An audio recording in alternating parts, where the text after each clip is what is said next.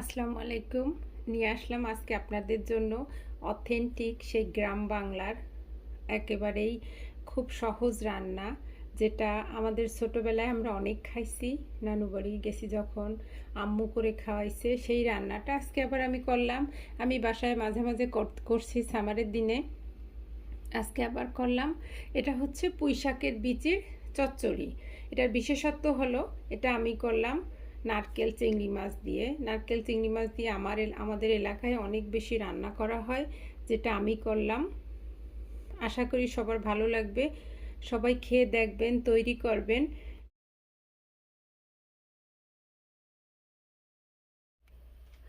চলে আসলাম মূল রান্নায়। চুলায় হাঁড়ি দিয়ে দিচ্ছি সামান্য তেল। এই তেল দেওয়ার কারণ হলো, এই রান্নাটা আমি চিংড়ি মাছ দিয়ে করব। চিংড়ি মাছ দেব, সাথে আরেকটা জিনিস আছে, সেটা হচ্ছে সবচেয়ে স্পেশাল, বললাম না। দিয়ে দিলাম কয়েকটা চিংড়ি মাছ, ছোটো চিংড়ি।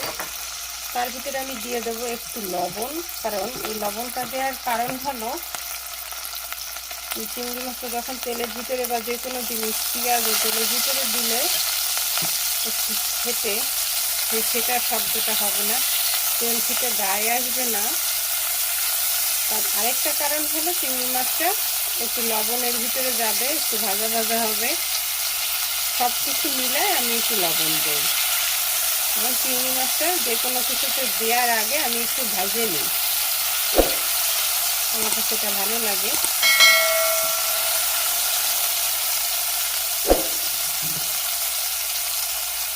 চিংড়ি মাছ যে খুব বেশি ভাজা লাগে তা কিন্তু না। এই যে চিংড়ি মাছটা 1 থেকে 2 মিনিট একটু ভাজা হওয়ার পরে, তারপরে তার ভিতরে দিয়ে দেবো সেই পুঁই শাকটা, পুঁই শাকের বিচি। এই রান্নাটার কিন্তু একটা বিশেষ নাম আছে, পুঁই শাকের বিচির ইঁচড়। আমরা যেমন কাঁঠালের ইঁচড় খাই, এটা হচ্ছে পুঁই শাকের বিচির ইঁচড়।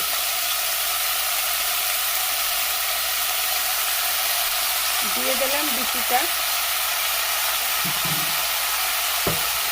এর ভিতরে এখন আমি দিয়ে দেব কুচানো পেঁয়াজ, একটু রসুন, আমি আর দেবো কাঁচামরিচ, কিন্তু কাঁচামরিচটা আমি আরেকটু পরে দেবো, একটু সিদ্ধ হওয়ার পরে। আমার কাছে মনে হয় তাতে কাঁচামরিচের রঙটা সুন্দর হয়। দিয়ে দিচ্ছি একটু লবণ, লবণটা অল্প দিচ্ছি, কারণ এই জিনিসটা কিন্তু অনেক বেশি সিদ্ধ হয়ে যাবে। সিদ্ধ যখন হবে তখন অল্প একটু হয়ে যাবে, তখন খুব বুঝে একটু লবণ দেওয়া লাগবে। দিয়ে দিচ্ছি সামান্য হলুদ। আমি হলুদ তরকারিতে একটু কম দেওয়া পছন্দ করি, তারপরে অনেক সময় বেশি হয়ে যায়, কিছু করার থাকে না। এটা দেওয়ার পরে কাঁচামরিচ, পেঁয়াজ, রসুন, লবণ, হলুদ সব কিছু মিলায় সুন্দর করে একবার আলতো করে এপাশ ওপাশ করে নাড়াচাড়া করে দিয়ে এটারে আমি এখন ঢেকে দেব। এটা সিদ্ধ হওয়ার জন্য অপেক্ষা করব। তার ভিতরে মাঝখানে আমি 1-2 বার ঢাকনা খুলে দেখব, অপেক্ষা করি সিদ্ধ হওয়ার জন্য। ঢাকনা খুলে একবার দেখি আর কি অবস্থা।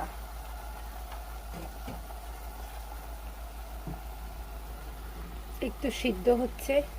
ওহ, এত সুন্দর একটা ঘ্রাণ আসতেছে, পুঁই শাকের একটা ঘ্রাণ। সে ঘ্রাণ এর সাথে কোনো ঘ্রাণের কোনো তুলনা নেই, মনে হয় পেটে এমনিতেই ভরে যায়। আমার তো খুব ভালো লাগে। ঠিক এই পর্যায়ে আমি দিয়ে দেব সেই কাঁচামরিচগুলো। আমার কাছে মনে হয় এই সময় একটু কাঁচামরিচটা দিলে তার রঙটা অনেক বেশি ভালো থাকে, নাহলেও একদম প্রথম অবস্থায় দিলে একেবারে ভর্তা ভর্তা হয়ে যায় কাঁচামরিচটা, আমার কাছে দেখতে ভালো লাগে না। আমি এখানে কিন্তু কোনো পাকা বিচি দেইনি, শুধু কাঁচা বিচিটা দিয়েই করতেছি, কারণ পাকা বিচি ওই প্যাকেটের ভিতরে আসেনি। আর পাকা বিচিটা দিলে কি হয়, যে রান্নাটা, তরকারিটা একেবারেই লাল হয়ে যায়, যখন ভাতটা মাখানো হয় ঠিক লাল শাকের মতন হয় দেখতে। আবার আমি ঢাকনা দিয়ে দিলাম, অপেক্ষা করি একটু সিদ্ধ হওয়ার জন্য। এখন ঢাকনা খুলে আবার দেখব যে আমার বিচির কি অবস্থা, পুঁই শাকের বিচির, এটা কি সিদ্ধ হলো কিনা। কারণ এই বিচিটা একদমই পাকা বিচি না, যেহেতু কাঁচা বিচি, এটা সিদ্ধ হতে খুব বেশি সময় লাগার কথা না। আমি আঙ্গুল দিয়ে একটু চাপ দিয়ে দেখি, ও একদম নরম হয়ে গেছে, আর বেশি সময় অপেক্ষাও করা লাগবে না। এইবার হচ্ছে আমার আসল রান্নার রহস্য। এবার আমি দিয়ে দেব নারকেল বাটা। এই নারকেল বাটা হলো এই রান্নার প্রধান উপকরণ, নারকেল বাটা চিংড়ি। কারণ এই নারকেল বাটা চিংড়ি দিয়ে যখন এই রান্নাটা পুঁইশাকটা করা হবে, তখন এর স্বাদ দ্বিগুণ হয়ে যাবে, এর স্বাদের কোনো তুলনা থাকবে না।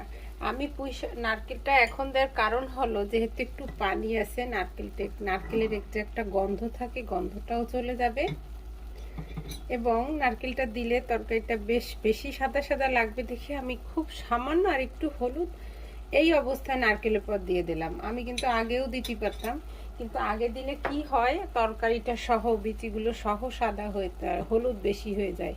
কিন্তু আমি এই অবস্থায় দেওয়ার কারণ হলো, শুধু নারকেলটাই সাদাটা বেশি, একটু হলুদ রং হবে, অনেক বেশি না, একটু সবুজ, একটু হলুদ, একটু সাদা, সব কিছুর মিশেলে কম্বিনেশনে এই রান্নাটা হবে অসাধারণ। যেমন দেখতে অসাধারণ হবে, তেমন খাবারের জন্য অসাধারণ হবে। এটা সাদা ভাতে একেবারে এইটা হলে আর কিচ্ছু লাগবে না, যেটারে বলে পুঁইশাকের বিচির ইঁচড়। এইবার আমি এইটারে ঢাকনা খুলে আমি এবারে কতক্ষণ ভাজবো, তার কারণ হলো, যেহেতু নারকেলটা কাঁচা নারকেলটার সঙ্গে একটু ভাজা ভাজা হবে, তারপরে এর বাকি যে ফাইনালটা তারপরে দেবো। একটু ভাজা ভাজা করব কয়েক মিনিট, যতক্ষণ লাগবে। চুলার জালটা এখন আমি সামান্য আরেকটু বাড়াই দিছি, আমি খুব কাছ থেকে দেখি। এই হচ্ছে এখনকার অবস্থা, এই মনে হচ্ছে, যেহেতু আমি হাঁড়িটা 2 হাত দিয়ে ধরলাম। অপেক্ষা করি নারকেলটা একটু ভাজা ভাজা হওয়ার জন্য, নারকেল পুঁইশাকের বিচি সব কিছু মিলায়। হ্যাঁ, এবার এই যে কয়েক মিনিট ভাজার পরে এখন আমি খুব কাছ থেকে দেখাচ্ছি যে নারকেল বাটা, পুঁইশাকে একটু পানি ছিল, সব কিছু মিলা ভাজা ভাজা হয়ে গেছে। এইবার যে ফাইনালটা যে কাজটা করব, আমি একটা বাগার দেবো। বাগারটা এর জন্য খুবই জরুরি একটা জিনিস। বাগারের স্বাদ এই খাবারটা স্বাদ আরও বাড়ায় দেবে। চুলোটা বন্ধ করে এবার আমি বাগারের জন্য প্রস্তুতি নিচ্ছি। চলে আসলাম বাগারের জন্য। আমি একই হাঁড়িতেই বাগার দেব, আমি আর অন্য হাঁড়ি ব্যবহার করলাম না, খুব সহজ। দিয়ে দিলাম পরিমাণ মতন একটু তেল, এর ভিতর দিয়ে দেব রসুন কুচি, 2টা বড় বড় কোয়া একটু এরকম গোল গোল করে কেটে নিয়েছি। তার ভিতরে দিয়ে দিলাম পেঁয়াজ, এরকম করে কাটা পেঁয়াজ। খুব বেশি দেওয়া লাগলো না, কারণ পরিমাণ তো খুবই কম। মনে হয়েছিল যখন যে কোনো শাক পাতা যেমন হয়, বিচিটাও ঠিক এরকমই হয়। রসুনটা যখন একটু ভাজা ভাজা হবে, যেটারে বলে বাদামি রং, সেই বাদামি রং হওয়া পর্যন্ত একটু অপেক্ষা। পেঁয়াজটা একটু ভাজা ভাজা শুরু হয়েছে, এই অবস্থা আমি দিয়ে দেবো 2টা শুকনা মরিচ, একটু কাটে কেটে দিয়ে দিচ্ছি।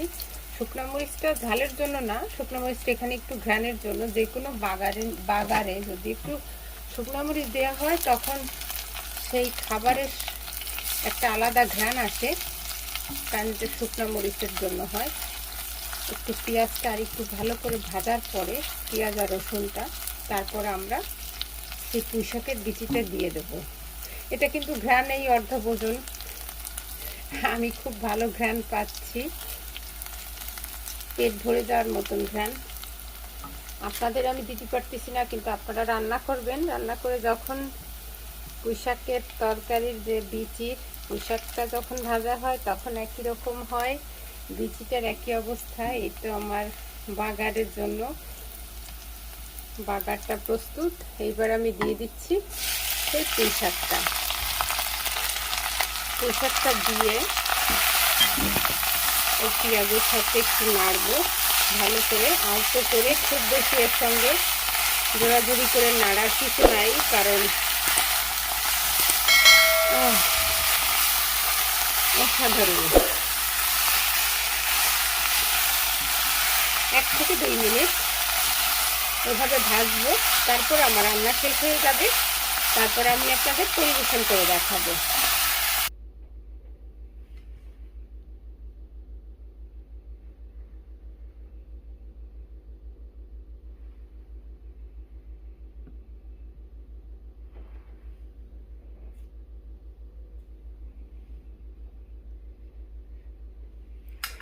দেখাচ্ছি যে এটা আসলে কত মজা হয়েছে। আমি কিন্তু ঘ্রাণেই আমার পেট ভরে যাচ্ছে। আপনারা যখন করবেন তখন বুঝবেন যে আসলে এটা আসলেই কত মজার। সবাই তৈরি করে খাবেন। যদি কারোর কোনো প্রশ্ন থাকে আমার কাছে জিজ্ঞাসা করবেন, আমি উত্তর দেব। ভালো লাগাই আমার সার্থকতা। চেষ্টা করি খুব সহজভাবে রান্না করে দেখানোর জন্য। এই তো পুঁইশাকের বিচি। আল্লাহ হাফেজ, সবাই ভালো থাকবেন। আসসালামু আলাইকুম।